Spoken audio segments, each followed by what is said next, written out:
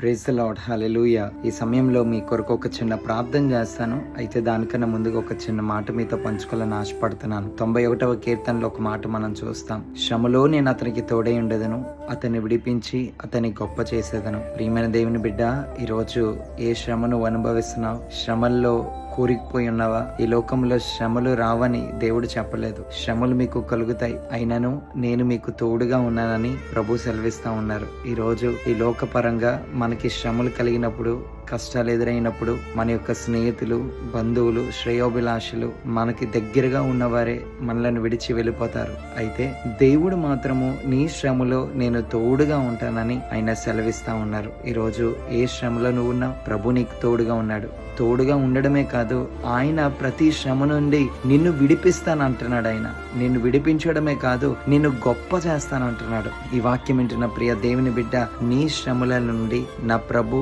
విడిపించి నిన్ను గొప్ప చేయను గాక. నీ కుటుంబంలో శ్రమ అనుభవిస్తున్నావా? వ్యాపారంలో, ఉద్యోగంలో, ఎక్కడ నువ్వు ఉంటే అక్కడ శ్రమ అనుభవిస్తున్నావా? శ్రమలో దేవుని మీద ఆధారపడు, ఆయనను ఆశ్రయించు, ఆయనకు మొరపెట్టు. నిశ్చయంగా నా ప్రభు ప్రతి శ్రమ నుండి నిన్ను, నీ కుటుంబాన్ని విడిపించి నిన్ను గొప్ప చేయును గాక.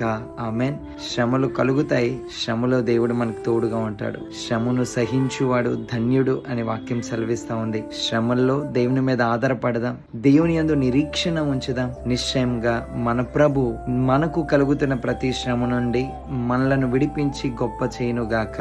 ఆమేన్. ఈ ప్రార్థనలో ఏకీభవించండి. పరిశుద్ధుడా, మహోన్నతుడా, యేసయ్య నీ పరిశుద్ధ పాదములకు వందనాలు, స్తుతులు, స్తోత్రాలు చెల్లించుకుంటున్నాం ప్రభా. ఈ సమయంలో ఎందరైతే ప్రార్థనలో ఏకీభవిస్తున్నారో ప్రతి ఒక్కరిని దర్శించండి, బలపరచండి అయ్యా. వారు ఏ శ్రమలో ఉన్నారో మాకైతే తెలియదయ్యా. వారికి కలుగుతున్న ప్రతి శ్రమ నుండి విడిపించమని వేడుకొని వచ్చినాను అయ్యా. వారిని విడిపించి గొప్ప చేసి నీ సాక్షులుగా వారిని నిలవబెట్టమని వేడుకొని వచ్చినానయ్యా. ప్రతి ఒక్కరిని నీ రెక్కల నీడలో భద్రపరచండి అయ్యా. నీ కృపలో వారిని వర్ధలింపజేయమని వేడుకొని వచ్చినాను ప్రభా. అయ్యా, వారి యొక్క ఉద్యోగాల్లో, వారి యొక్క వ్యాపారాల్లో, వారి యొక్క పనుల్లో, వారి యొక్క కుటుంబ జీవితాల్లో నీ యొక్క తోడు, నీ యొక్క సహాయము అందించమని వేడుకొని వచ్చినాను. ఎవరైతే అనారోగ్యముతో ఉన్నారో దేవా, నడినెత్తి నుంచి అరిపాదం వరకు వారిని ముట్టి స్వస్థపరిచి బలపరిచి కావలసిన ఆరోగ్యం ఇచ్చి నీ సాక్షులుగా నిలవబెట్టమని వేడుకొని వచ్చినాను ప్రభా. ఇంతకాలము మమ్మను కాచి కాపాడి నడిపించి సజీవ లెక్కల్లో ఉంచినందుకు నీకు స్తుతులు, స్తోత్రాలు చెల్లించుకుంటూ